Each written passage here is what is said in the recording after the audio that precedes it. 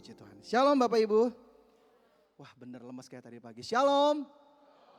Kurang kenceng nih. Shalom. Shalom, puji Tuhan. Ini kelihatan nih berarti cocok sama apa yang mau saya sharingkan siang hari ini. Ini gak sama sama yang tadi pagi. Kalau Bapak Ibu ada yang mau dengar apa yang saya ceritain tadi pagi, nanti bisa dilihat di YouTube ya. Ada di YouTube perasaan, nanti bisa dilihat. Tadi pagi saya bicara tentang kepekaan dan ketaatan pada suara Roh Kudus. Hari ini, siang ini saya mau bicara tentang lelah jadi melimpah dan cuma ada di dalam Tuhan. Kalau bahasa Inggrisnya, from burnout to all out. Capek ya Bapak Ibu ya? Ada yang capek gak? Gak ada, luar biasa tenaganya, tenaga super semua berarti. Saya mau nanya, siapa yang lelah? Gak ada yang lelah? Luar biasa, siap untuk bekerja dan melayani lagi ya berarti, luar biasa. Saya mau bilang sama Bapak Ibu, kalau Bapak Ibu gak pernah lelah dan gak ada yang ngacung, saya mau ngaku, saya capek.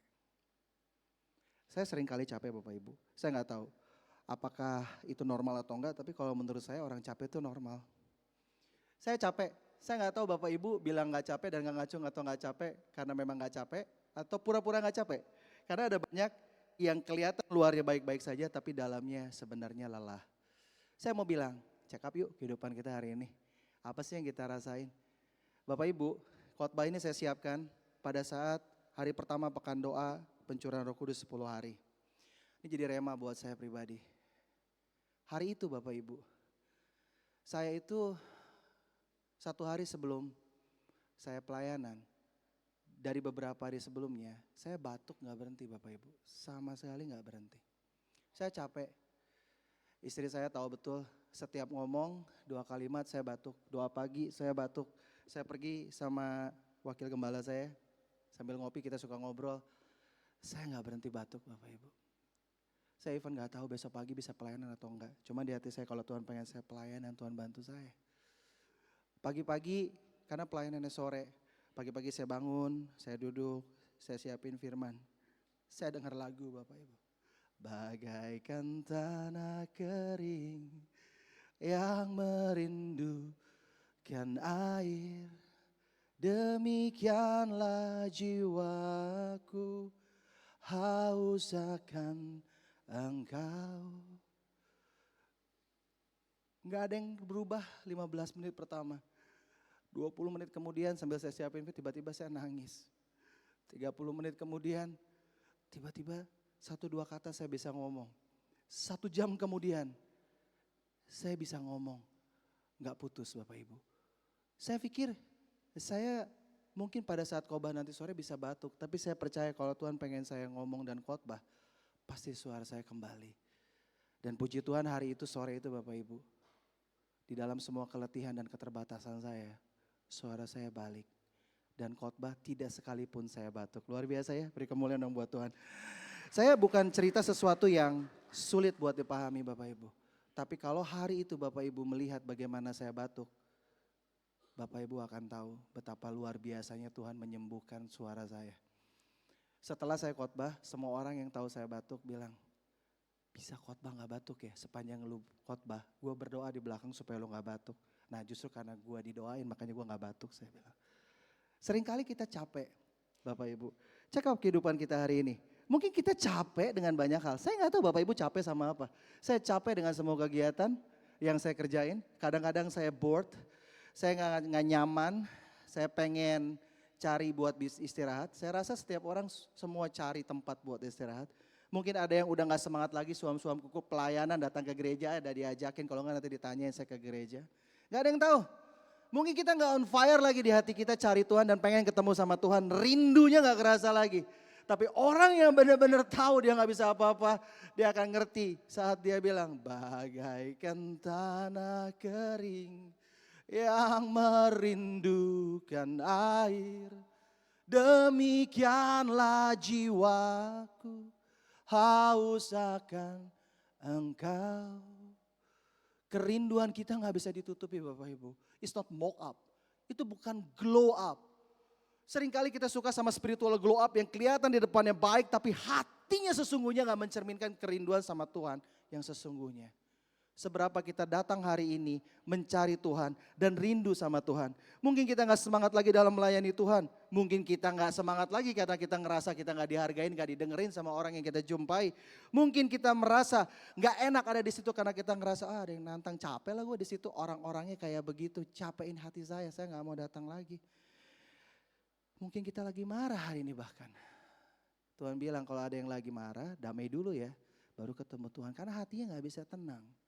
Saya mau bilang Bapak Ibu, saya lelah, Bapak Ibu lelah. Meskipun gak ada yang mau ngaku tadi, saya gak tahu, saya berdoa beneran gak ada yang lelah ya. Tapi kalau saya capek dengan semua keadaan, semua kegiatan, sebagai manusia saya capek. Saya mau bilang, lelah itu normal. Tapi ya, saya mau bilang, kalau tiap hari Bapak Ibu ngerasa lelah, coba check up. Jangan-jangan semuanya dikerjain pakai kekuatannya sendiri. Karena kalau setiap hari kita datang sama Tuhan, ketemu sama Tuhan, kok kayaknya gak mungkin. Karena kita recharge setiap hari. Baterai handphone sampai sore mungkin habis. Tapi kalau kita charge setiap hari, baterai itu akan keisi full lagi. Pertanyaannya, apakah kita betul menempel pada sumber kehidupan itu? Apakah betul kita menempel pada sumber kekuatan, yaitu Yesus sendiri? Saya mau bilang, lelah itu wajar. Yang gak wajar adalah saat kamu lelah, kemana kamu pergi? Seharusnya kamu pergi ke Tuhan, rest in God. Kalau kamu tidak tinggal dan istirahat di dalam Tuhan saat kamu lelah, saya mau tanya, menghilangkan kelelahannya pakai apa? Pakai pedal, sakit otot, cobain. Pakai apa? Badminton, sakit otot. Pakai apa? Nonton racin, sakit mata, gak tidur sampai pagi soalnya. Kayaknya melotot, salah saya nih. Bapak Ibu jangan marah ya, saya cuma ngomong perasaan saya. Tapi semoga Bapak Ibu bisa memahami. Kalau kita salah mencari tempat di mana kita rilis loadnya kita, jangan heran pagi bangun bukan kita refresh di dalam Tuhan, tapi kita tetap ngerasa capek. Berapa banyak anak muda yang mencari pembenaran dan mencari istirahat, ngurangin loadnya, pergi ke kafe, bukan kafe yang benar, kafe yang orang mabok isinya. Pergi ke dunia yang seharusnya dia gak pergi. Tapi saya mau bilang, sebagai anak-anak Tuhan, seharusnya kalau saat kita lelah, ketemu Tuhan. Istirahat di dalam Tuhan. Karena di dalam Tuhan, kita bisa mengerti bahwa Tuhan memulihkan kita. Di dalam Tuhan, Tuhan memberikan kekuatan pada kita untuk mengatasi burnout-nya kita. Serahkan kendalinya sama Tuhan. Kan kita udah capek, kan kita gak mampu. Itu tanda kalau kita perlu Tuhan. Itu tanda kalau kita perlu serahkan kendalinya sama Tuhan. Boyao jangan ngeyel, dengar sama Tuhan. Jangan pakai caramu, pakai caranya Tuhan. Kita sebagai manusia bisa sekali dan sangat normal ngerasa capek. Tapi pertanyaannya, di mana kamu tinggal saat kamu lelah menentukan jawaban apa yang kamu dapatkan di hidupmu. Kalau kamu tinggal di dalam Tuhan, Tuhan bukan cuma lepaskan bebanmu, tapi Tuhan memberikan ketenangan dan pemulihan hati dan jiwa kita. Tapi kalau kita pakai dengan cara yang lain, saya mau tanya dapat apa kita? Bisa jadi kita menyelesaikan masalah dengan masalah. Di dalam burnout seringkali kita menggunakan kekuatan kita. Kita melakukan aktivitas dengan berlebihan sampai kita exhausted fisik dan mental kita. Kita takut sekali karena kita memikirkan dengan cara pikir kita. Lihat dunia, lihat dolar, lihat harga, lihat usaha, lihat pekerjaan. Memang Tuhan gak tahu? Tahu Tuhan. Tapi pertanyaannya, nanya Tuhan gak kita? Atau jangan-jangan kita mengandalkan apa yang kita bisa dan apa yang kita mampu. Tuhan akan jawab dan memakai kemampuan kita untuk menyelesaikan masalah. Tuhan kasih kita hikmat. Hikmat itu dimulai dengan takut akan Tuhan. Taruh istirahatmu di dalam Tuhan, bukan di tempat yang lain. Berhenti menjadi sutradara dalam hidupmu. Dan biar Tuhan yang atur, ambil alih kendali sepenuhnya. Datang dengan kerinduan yang penuh. Seperti tanah yang gersang merindukan air karena Tuhan sanggup jawab. Tuhan sanggup pulihkan dan kembalikan keluarga. Suara saya yang gak keluar di hari itu. Obat gak bisa jamin, dokter gak bisa jamin. Tapi di titik saya memerlukan suara untuk melayani Tuhan, Tuhan memberikan kekuatan kembali dan menyegarkan. Saya berjalan dan tidak menjadi lelah, berlari dan tidak menjadi letih. Bukan karena saya hebat, bukan karena saya kuat. Tapi kalau bukan Tuhan, saya gak mampu selesaikan semuanya. Berkali-kali pengen berhenti, tapi kalau kita ngerti kita harus istirahat di dalam Tuhan. Resting kita di dalam Tuhan. Itu adalah bentuk penyembahan kita sama Tuhan. Bentuk pengakuan kita bahwa kita perlu Tuhan.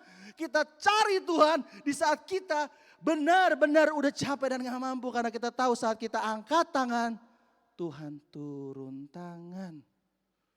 Kita ngerti betul bahwa ada pekerjaan-pekerjaan yang Tuhan percayakan sama kita untuk melayani di mimbar ini.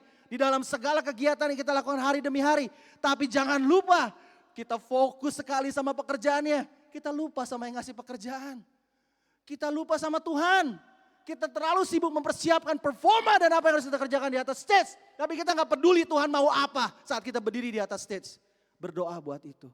Karena Tuhan lebih suka hati daripada bentuk persembahan yang sifatnya fisik.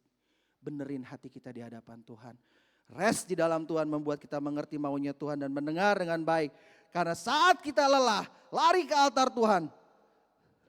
Kita mendapat kesegaran yang baru. Kita mendapat pemulihan. Tuhan gak pernah minta kok kita terlalu produktif, sangat produktif. Tapi Tuhan pasti minta kita selalu connected. Coba bilang kiri kanan, connected ya. Tahu connected gak? Semacam kabel gitulah, nempel gitu. Tersambung. Tahu lagunya Tersambung? Masih bangun semuanya. Ku terhubung denganmu, selalu dekat di hatimu. Firman-Mu itulah dasar hidupku yang berdaulat atasku. Benar? Kalau benar, lakukan itu ya dan amin. Saat kita lelah hari ini, mau kita ngaku gak ngaku, Tuhan tahu seberapa kuat kita. Dia mau pulihkan kita, dia mau segarkan kita, dia mau tunjukin sama kita jalan-jalan yang harus kita lewati. Tidak ada tempat terbaik selain berhenti di dalam Tuhan. Tidak ada tempat terbaik selain menyerahkannya ke dalam tangan Tuhan. Karena tempat istirahat sejati saat kita kelelahan fisik dan mental dan orang gak bisa jawab, Tuhan bisa jawab. Karena Tuhan mengerti segala sesuatunya buat kehidupan kita. Tuhan adalah tempat terbaik. Saya mau bilang ya Bapak Ibu, orang capek itu bukan gagal iman. Tapi kalau kita capek berhentinya di tempat yang tidak seharusnya, itu menentukan iman kita ada di mana. Saya ulang, orang capek itu bukan gagal iman. Orang bisa capek. Saat kita capek, berhentinya di mana? Itu nentuin iman kita ada di mana. Ditaruh di gamenya kita. Capek gue mau me time dulu. Kenapa gak me time sama Tuhan? Bentar saya mau nonton Dracin dulu. Kenapa gak nontonnya sama Tuhan dulu? Ngobrol sama Tuhan. Baru nonton Dracin. Saya gak bilang gak boleh nonton Dracin. Tapi di mana hatimu berada, itu menentukan kemana fokusmu berada.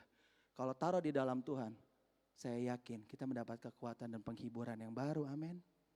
Itu adalah kunci yang paling utama.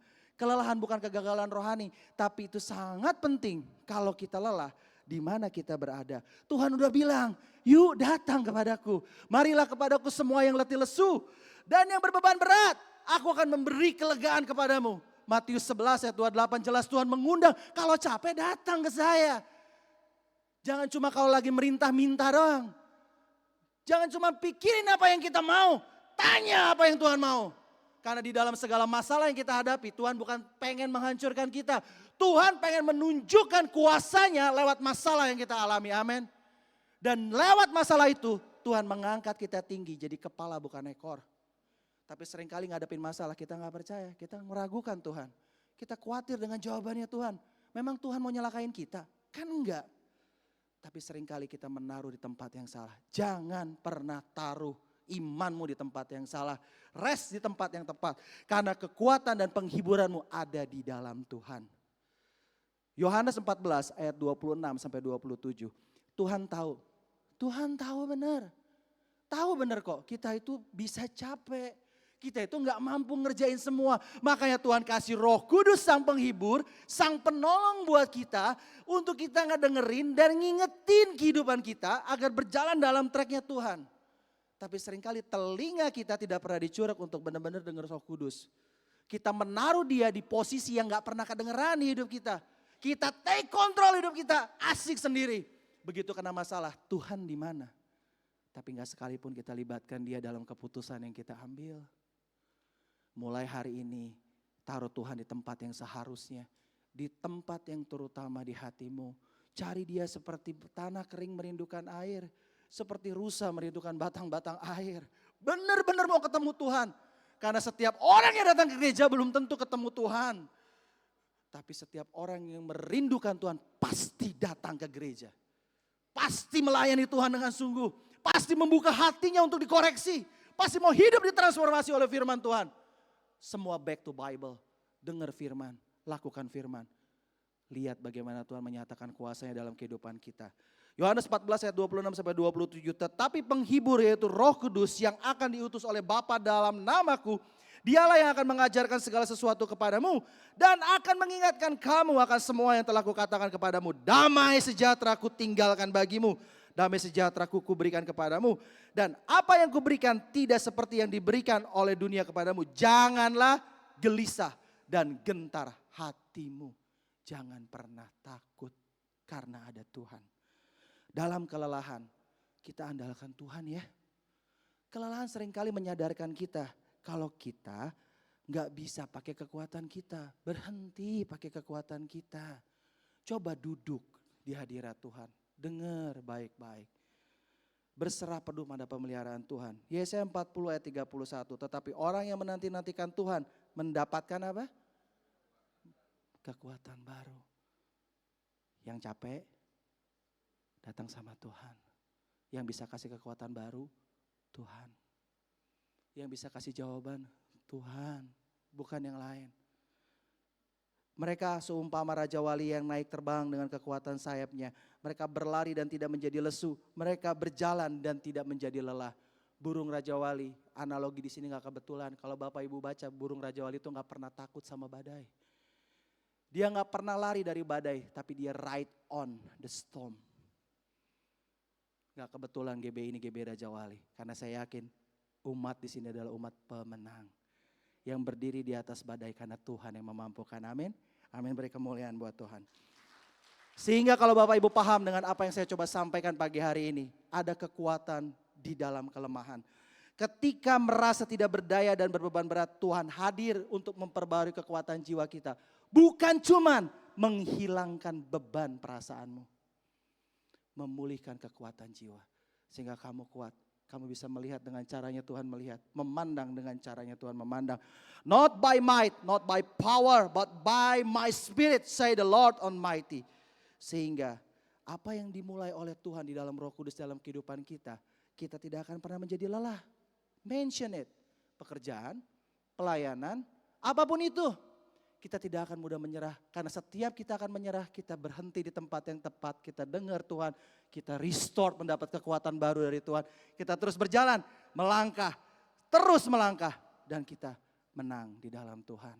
Sesuatu yang dimulai dalam hidup kita karena pekerjaan Roh Kudus. Seharusnya tidak akan pernah berhenti karena ketakutan dan kelelahan daging manusiawi. Enggak pernah. Karena setiap waktu Tuhan memperbarui kekuatan roh kita. 2 Korintus 12 ayat 9. Tetapi jawab Tuhan kepadaku, cukuplah kasih karuniaku bagimu, sebab justru dalam kelemahanlah kuasaku menjadi sempurna. Sebab itu terlebih suka aku bermegah atas kelemahanku, supaya kuasa Kristus turun menaungi aku. Ini adalah orang yang rendah hati, yang sadar diri bahwa dia manusia biasa, yang mengerti, memerlukan Yesus dalam hidupnya. Berapa di sini kita yang perlu Yesus? Puji Tuhan, datang sama Tuhan ya, supaya kita gak capek hidupnya.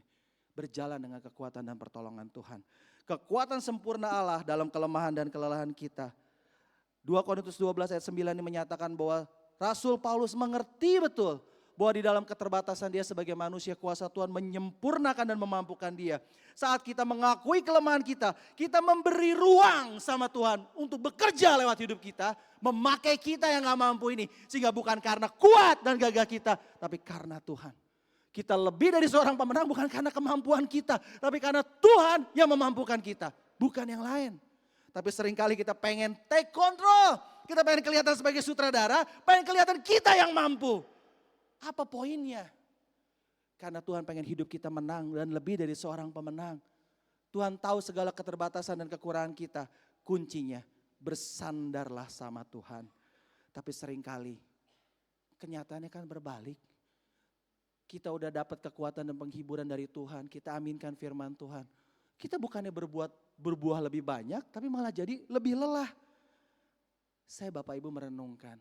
Mungkin ya, mungkin. Kuncinya di sini. Allah adalah pokok anggur. Firman Tuhan Yohanes 15 ayat 5. Akulah pokok anggur dan kamulah ranting-rantingnya. Barang siapa tinggal di dalam aku dan aku di dalam dia, ia berbuah banyak. Sebab di luar aku kamu tidak dapat berbuat apa-apa. Ranting gak pernah pusing sama hidupnya. Yang dia pikirin nempel sama batangnya. Betul? Kalau ranting udah gak nempel sama batang, jangan harap mikir buah sama daun, udah pasti mati. Tugas kita sebagai ranting, nempel dengan pokok anggur yang benar, yaitu Tuhan Yesus. Melekat sama Tuhan. Seringkali nih, kita gak check up. Kita melekat atau enggak sama Tuhan nih. Kalau kita melekat sama Tuhan, buah-buah yang kelihatan adalah buah-buah roh. Nanti boleh baca di Galatia 5 ayat 25. Tapi buah roh ialah kasih, sukacita, damai sejahtera, kesabaran, kemurahan, kebaikan, kesetiaan, kelemah lembutan, penguasaan diri. Tidak ada hukum yang menentang hal-hal itu. Barang siapa menjadi milik Kristus Yesus, ia telah menyalibkan daging dengan segala hawa nafsu dan keinginannya. Jikalau kita hidup oleh roh, baiklah hidup kita juga dipimpin oleh roh, dan janganlah kita gila hormat. Janganlah kita saling menantang dan saling mendengki. Check up. Kalau kita hidupnya melekat sama Tuhan, buah-buah roh itu harusnya kelihatan dalam kehidupan kita. Harusnya kita menyalipkan keinginan daging dan segala sesuatu yang tidak berkenan di hadapan Tuhan supaya kita bisa menghasilkan buah yang baik buat Tuhan. Cek apakah hubungan intim kita udah berkurang sama Tuhan. Apakah kita masih menaruh Tuhan yang utama. Pagi hari kita buka mata, yang kita cari apa? Pagi hari buka mata, apa yang kita baca? Apakah mungkin kita betul-betul mengasihi Tuhan sepenuh hati atau mulai redup? Tuhan bilang di Matius 22 ayat 37, kasihilah Tuhan Allahmu dengan segenap hatimu dan dengan segenap jiwamu dan dengan segenap akal budimu. Check up, apakah kita betul-betul mengasihi Tuhan atau setengah hati sama Tuhan? Sehingga kita tidak bisa melayani dengan on fire buat Tuhan. Check up baik-baik, cek hati kita. Saya takutnya itu kayak analogi mobil listrik. Sama-sama parkir di tempat charging, tapi yang satu di charge, yang satu gak di charge. Kalau dia nggak di-charge, bagaimana dia bisa mendapat power kembali untuk dia bisa jalan? Sama-sama datang ke gereja, yang satu dijawab, yang satu nggak dijawab. Saya mau nanya, nempel nggak sama Tuhan? Saya nggak dijawab doanya, nggak dijawab atau nggak dijawab sesuai hatimu doanya. That's a very different things. Kita memaksa Tuhan menjawab sesuai dengan doa dan keinginan kita. Tapi saya mau bilang Tuhan menjawab dengan caranya yang ajaib, menyelesaikan masalah tanpa masalah. Sesuatu yang kelihatan baik belum tentu benar. Tapi sesuatu yang benar sekali lagi pasti ujungnya mendatangkan kebaikan. Dan kebenaran itu dasarnya adalah firman Tuhan, bukan yang lain. Datang ke gereja, charge sama Tuhan, nempel. Supaya kita dapat kekuatan yang baru, rest di dalam Tuhan. Dan Tuhan merestore hidup kita. Karena jawaban cuma ada di dalam Tuhan. Dunia gak bisa jawab, hari ini A, besok jadi B. Hari ini gak ada perang, besok ada perang. Hari ini masih stabil, besok goyang. Kalau kita gak bersandar sama Tuhan, sama siapa kita mau bersandar? Cuma Tuhan yang bisa jawab. Charge hidup kita di dalam Tuhan. Kadang kita membuat pekerjaan kita lebih penting. Pelayanan hidup kita lebih penting. Seakan-akan yang memberi hidup kita, yang memberi pelayanan kita, itu gak lebih penting dari hidupnya sendiri. Kita menomorduakan Tuhan. Kita menghargai talenta berkat yang Tuhan kasih dengan pekerjaan dan pelayanan yang kita lakukan. Lebih besar dari yang memberikan talenta, dari yang memberikan Tuhan itu sendiri. Belajar semuanya itu bukan tentang kita dan apa yang bisa kita kerjain. Bukan tentang talenta kita, belajar bahwa itu semuanya tentang Tuhan. Markus 9 ayat 33-37. Ketika kemudian tibalah Yesus dan murid-muridnya di Kapernaum. Ketika Yesus sudah di rumah, ia bertanya kepada murid-muridnya, apakah yang kamu perbincangkan tadi di jalan? Tetapi mereka diam. Sebab di tengah jalan tadi mereka mempertengkarkan siapa yang terbesar di antara mereka. Lalu Yesus duduk memanggil ke-12 murid itu. Katanya kepada mereka, jika seseorang ingin menjadi yang terdahulu, hendaklah ia menjadi yang terakhir dari semuanya dan pelayan dari semuanya. Maka Yesus mengambil seorang anak kecil dan menempatkannya di tengah-tengah mereka. Kemudian ia memeluk anak itu dan berkata kepada mereka, barang siapa menyambut anak ini seperti dalam namaku, ia menyambut aku. Dan barang siapa menyambut aku, bukan aku yang disambutnya, tetapi dia yang mengutus aku. Seringkali kita ngeributin hal yang gak penting. Seringkali kita ngeributin positioning kita. Peduli gak kita dengan perasaan dan maunya Tuhan? Lakukan yang Tuhan mau, bukan cari apa yang kita mau. Fokus, nempel sama Tuhan. Karena ranting gak pernah musingin yang lain. Yang dia pusingkan apakah dia melekat pada batang pokok anggur yang benar atau tidak. Sehingga hidupnya harusnya berbuah. Hidup kita adalah ranting-rantingnya Tuhan. Harusnya kita melekat sama Tuhan. Harusnya kita berbuah yang terbaik buat Tuhan. Belajar semua ini tentang Yesus. Lihat bagaimana Yohanes menyampaikan bahwa ini adalah tentang Yesus, bukan tentang dia. Bukan tentang dia yang melayani, tapi tentang siapa yang dia layani yang akan datang. Belajar dengan baik bahwa fokusnya ada di Tuhan, bukan di kita. Belajar dengan baik kalau kita ini manusia biasa yang lemah, makanya kalau kita nggak bisa datang rest di dalam Tuhan, kita akan restore mendapat kekuatan baru. Karena Tuhan yang memberikan pemulihan. Nomor 2, cek, mungkin kita mulai jenuh. Orang bisa jenuh. Ada banyak orang yang membuat beberapa kegiatan dan merasakan beberapa kegiatan menjadi satu pola kejenuhan. Aduh, doa lagi. Aduh, melayani lagi. Kalau kita ngerasa kayak gitu ya, saya mau bilang aneh. Kan kita anak-anak Tuhan, kok kita ngerasa bosan ketemu sama Tuhan. Katanya cinta Tuhan setengah mati. Cinta Tuhan sepenuh hati. Tapi diajak doa susahnya setengah mati. Diajak hal-hal yang sifatnya rohani, susah setengah mati. Minta kekuatan sama Tuhan untuk berjalan terus. Minta sama Tuhan untuk mengobarkan semangat cinta yang mula-mula. Jangan sampai kejenuhan itu menguasai kita dan bahkan akhirnya mematikan iman kita di hadapan Tuhan. Firman Tuhan bilang, Roma 12 ayat 11 sampai 12, janganlah hendaknya kerajinanmu kendor, biarlah rohmu menyala-nyala dan layani Tuhan. Bersukacitalah dalam pengharapan, sabarlah dalam kesesakan dan bertekunlah di dalam doa. Rest di dalam Tuhan membuat kita mengerti jawaban Tuhan, mendapatkan kekuatan, membuat kita bisa rajin dan gak menjadi kendor. Membuat kita tetap on fire dan menyala-nyala meskipun sekeliling kita kelihatannya adem ayem. Tapi Tuhan melihat hati kita.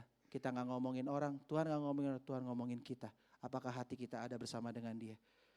Bagaimana supaya kita bisa mengatasi tips kejenuhannya, gimana caranya? Sederhana, di sini ada kelompok PA, di sini ada care cell. Doa, baca firman bareng-bareng. Seringkali kalau sendiri males. Bareng-bareng aja gak dijalanin apalagi sendiri. Berdoa bersama-sama, jangan tinggalkan persekutuan di dalam Tuhan. Karena itu yang menguatkan kita. Itu akan mengajarkan kita lebih sedikit kita dan lebih banyak Tuhan di dalam hidup kita. Keinginanku, pemikiranku, pendapatku, perspektifku, caraku itu akan bergeser menjadi keinginannya Tuhan, pemikiran Tuhan, pendapat Tuhan, perspektif Tuhan, caranya Tuhan. Kita akan berserah dengan sepenuh hati. Gak cuma ngandalin apa yang kita mau. Cek baik-baik. Dan mungkin yang terakhir, poin yang ketiga yang harus kita check up Bapak Ibu. Ada gak fokus kita udah bergeser? Mungkin ya gak kelihatan. Bisa jadi bergeser itu karena masalah. Masalah apa? Masalah keluarga. Masalah teman pelayanan. Masalah kerjaan. Pernah bilang, aduh aku bentar ya mundur dulu dari pelayanan. Lagi pusing nih sama kerjaan. Pernah dengar kalimat gitu? Aduh maaf ya aku gak mau lagi nih. Badanku lagi sakit nih gak bisa. Tuhan juga ngerti kok. Aduh maaf ya, aku gak bisa ke sana, hatiku lagi gak damai nih. Kalau kita lagi gak damai, kalau kita lagi capek, kalau kita lagi gak puas, datang sama Tuhan. Bukan pergi dari Tuhan. Semakin kita menjauh dari Tuhan, semakin kita berputar dalam masalah kita. Kalau kita pengen masalahnya dijawab, datang sama Tuhan. Jangan tinggalkan persekutuanmu dengan Tuhan. Datang, karena Tuhan yang bisa jawab. Mungkin kita gak kerasa, mungkin tadinya 100 jadi 99. Gak kerasa, kecil, gak kerasa. Gak kerasa, saya pernah bilang rule of 1%. Kalau pesawat terbang geser 1 derajat, nanti tahunnya tuh udah jalan berapa ratus kilo, beloknya udah jauh banget tuh. Awal 1 derajatnya emang gak kerasa, mungkin cuma gara-gara cancel sekali carousel. Mungkin cuma gara-gara cari alasan sekali kan gak apa-apa, capek gue. Ya kalau capek datang sama Tuhan, bukan selesaiin sendiri. Karena Tuhan juga tahu kita capek. Kekuatan dan pemulihan yang baru ada di dalam Tuhan, bukan yang lain. Sehingga kalau kita mengerti dan kita dengar baik-baik suara Tuhan, kita gak akan bergeser fokus kita. Kita gak akan ngerasa jenuh.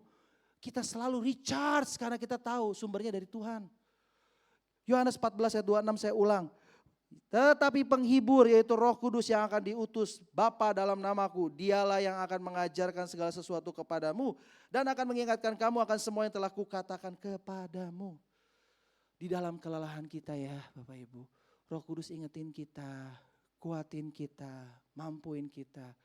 Belajar hari ini, shifting Bapak Ibu. Dari kemampuannya kita ke dalam hadiratnya Tuhan. Kita tuh sebagai manusia cenderung banget, apalagi kalau ngerasa mampu ngandalin kekuatan sendiri. Kita tuh cenderung ngerasa sombong, itu nature-nya orang. pakai lutut. Jangan pakai ini. Karena ini bisa salah. Tapi lutut dan hati kita Tuhan yang tuntun gak akan pernah salah. Lepaskan apa yang kita gak bisa kontrol. Saya gak tahu apa. Apa yang kita gak bisa kontrol, lepasin. Biar Tuhan yang ambil alih. Biar Tuhan yang pegang kontrol. Biar Tuhan yang selesaiin semuanya. Bukan kita, tapi Tuhan. Saya mau tutup dengan satu kesaksian Bapak Ibu. Saya gak tahu kenapa 2024. Saya punya mimpi. Saya punya produk kecil yang saya kembangin dari riset. Saya punya mimpi ini produk bisa masuk ke market dunia. Bisa go global. Mimpi orang kecil tapi punya Tuhan yang besar. Mudah? Oh enggak. Saya dengan nekatnya, dengan istri, dengan teman. Kita ngedirin satu company di Singapura namanya Grandstein. Grandstein itu bahasa Jerman artinya batu penjuru. Saya baru tahu, meskipun mendirikannya gak terlalu rumit, 2-3 bulan beres, tapi ternyata bikin account bank di Singapura tuh luar biasa, dubilah Bapak Ibu. 6 bulan gak dikasih-kasih account banknya. Berjuang dengan begitu panjang, saya gak pernah dikasih account banknya. Saya bilang sama Tuhan, kalau Tuhan izinkan mimpi ini ada, Tuhan tolong dong harus gimana. Dengan semua kesibukan pelayanan dan pekerjaan saya udah lupa. Sampai beberapa lama, akhirnya account bank itu di approve. Kita punya account bank, cuma punya nomor account bank.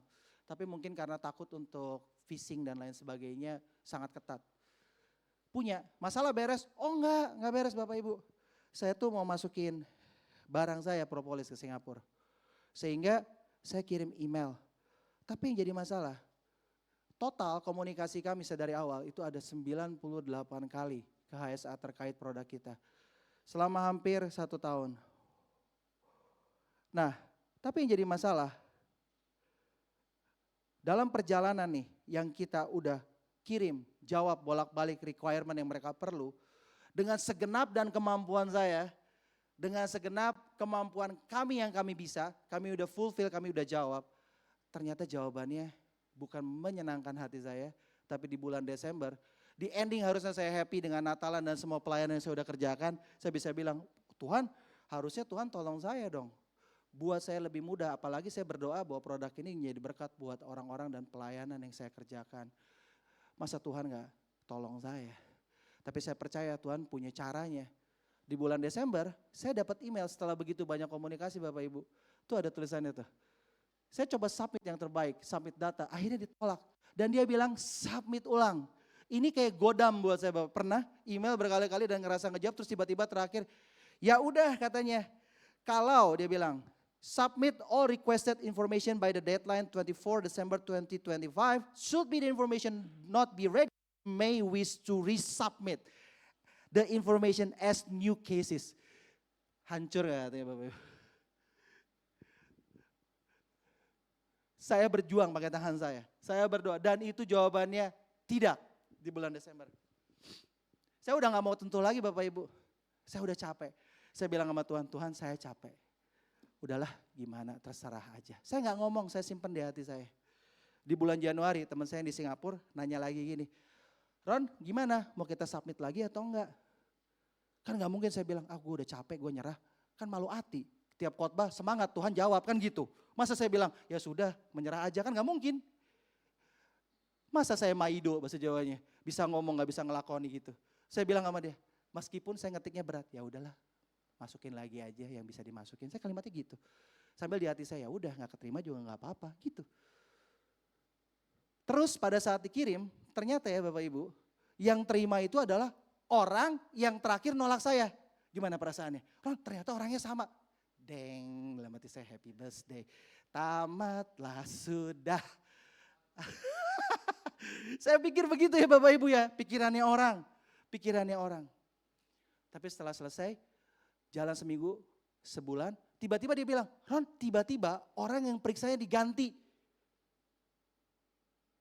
Tamatlah sudah, kedua kali. Saya pikir diganti berarti saya ulang lagi jelasin dari awal nih sama orangnya. Happy birthday itu di bulan Februari. Saya udah hands up Tuhan.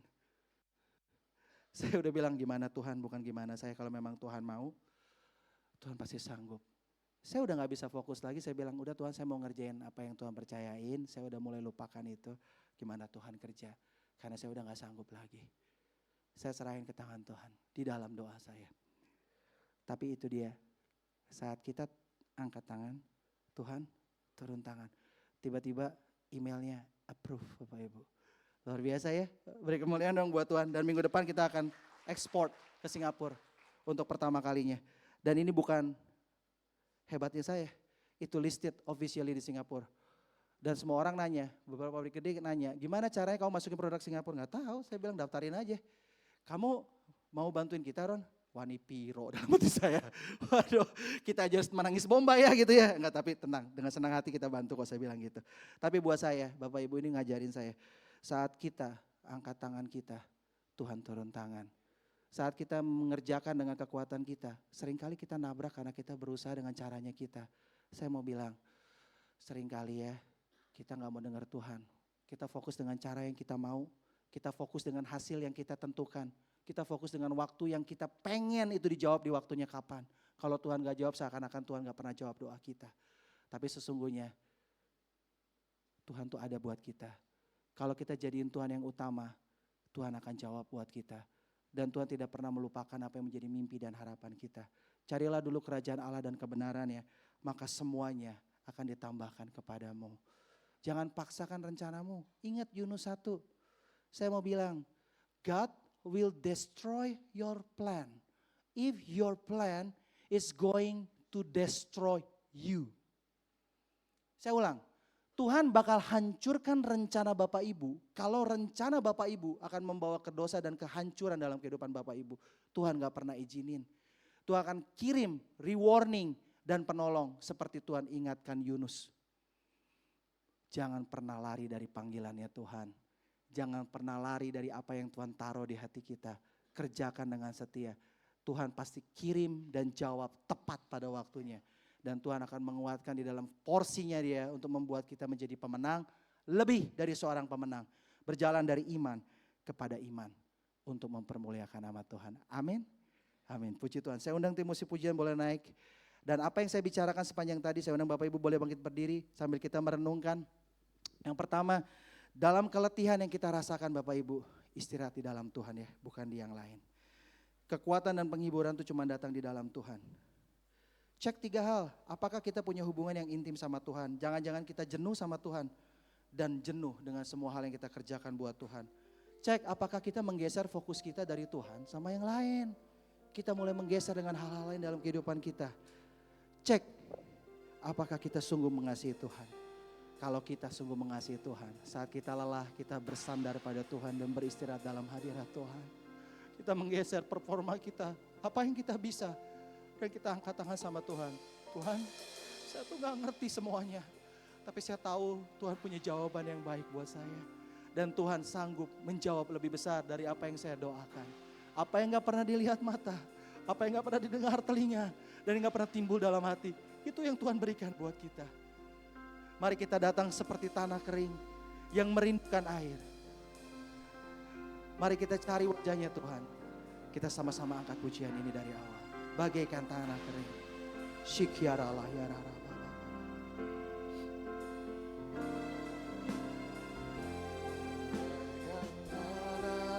Amin Tuhan. Syikyaralah yang merindukan air.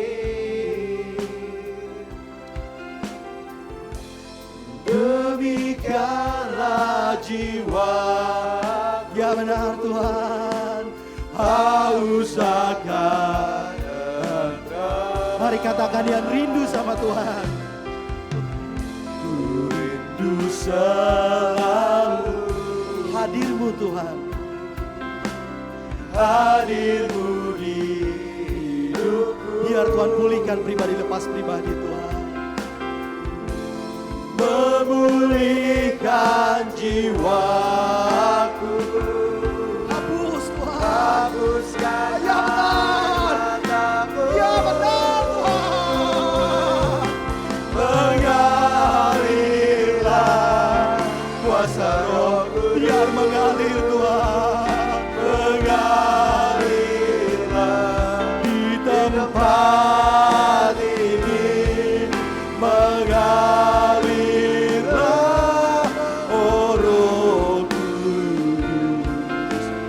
pulihkan. Mengalirlah, ya benar, ya benar Tuhan.